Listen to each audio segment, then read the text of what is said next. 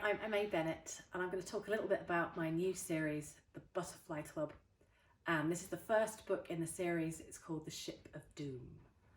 And what it's about is a shadowy Victorian society called the Butterfly Club.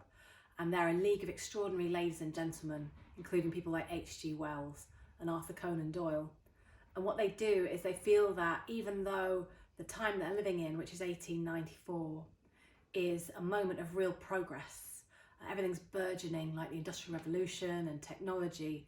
They feel like things aren't going quite fast enough for them. So what they do is they send 3 Victorian children, Luna, Aidan and Constantine, forward in time to steal things from the future. And in the first book, the children attempt to steal the Marconi radio, which is on the good ship Titanic. I'm really interested by the butterfly effect, which was a theory put forward by a very clever guy called Professor Edward Norton Lorenz. And he said that something as small as the flap of a butterfly's wing could set a tornado in Texas.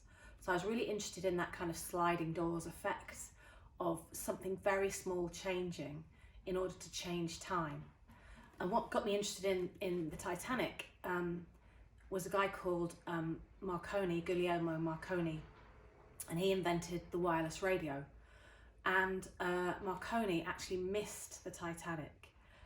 He ended up going on another ship to New York, and I was really interested in that small thing happening that might have changed time.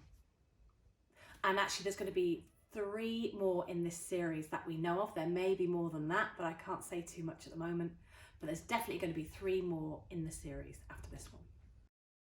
I've always been really interested in Titanic because my grandmother was born on the day that it sank. And although it was a bit early for people to do that thing where they buy you a newspaper of the day you were born and keep it, but if they had have done, it would have been very interesting reading, because obviously that was a really big day in history. So I've always been interested in the Titanic because of that. And as I started to research it a bit as I got older, I thought it would be the ideal setting for an exciting middle grade children's book. We're also going to visit Egypt in 1922 when Tutankhamun's tomb is being dug up. We're going to visit Paris in 1911 for the theft of the Mona Lisa. And then we are going to visit Texas in 1969 and have a little look at the moon landings from a Victorian perspective. I do really enjoy the research side. Yes, I did study history when I was younger, and that's always fun for me, doing a lot of reading and a lot of investigations online and watching movies and all of that kind of thing. Obviously in the last 2 years I've not been able to travel around as much as I might have done, so most of the research has been remote, but it's been nonetheless enjoyable for that. Okay, I'm going to read you a little section from The Ship of Doom. Here it goes. 15th of January 1894, 11:50 a.m. When Luna saw the Greenwich Observatory high on its green hill, she felt like she was seeing an old friend. The house she'd shared with Papa had not been far from here, and as Aunt Grace briskly helped her out of the hansom cab right by the entrance, she suddenly missed her father very badly. Of course, Luna had never been inside the observatory, because such an honour was reserved for the most eminent scientists of the age.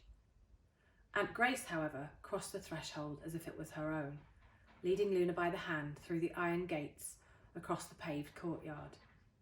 A great brass line, like a single railway track, divided the pavings. She was so curious that she forgot to be frightened of her aunt.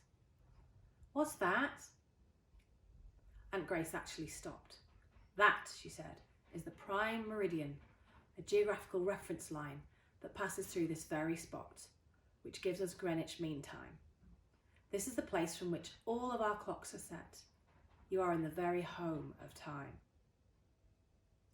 A doorman let them through the entrance with no more than a touch of his hat. Clearly Aunt Grace was known here.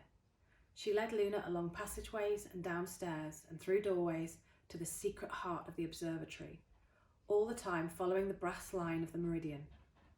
Eventually the line stopped dead at a blank wall, at the foot of a grandfather clock, tall as Aunt Grace, with a pendulum swinging in its belly. Luna looked up at Aunt Grace. It was, quite literally, the end of the line. But Aunt Grace reached up to open the casement, and she altered the gilded hands of the clock until they read 4:45 exactly. And as soon as she did so, the whole body of the clock swung outwards. It was a door.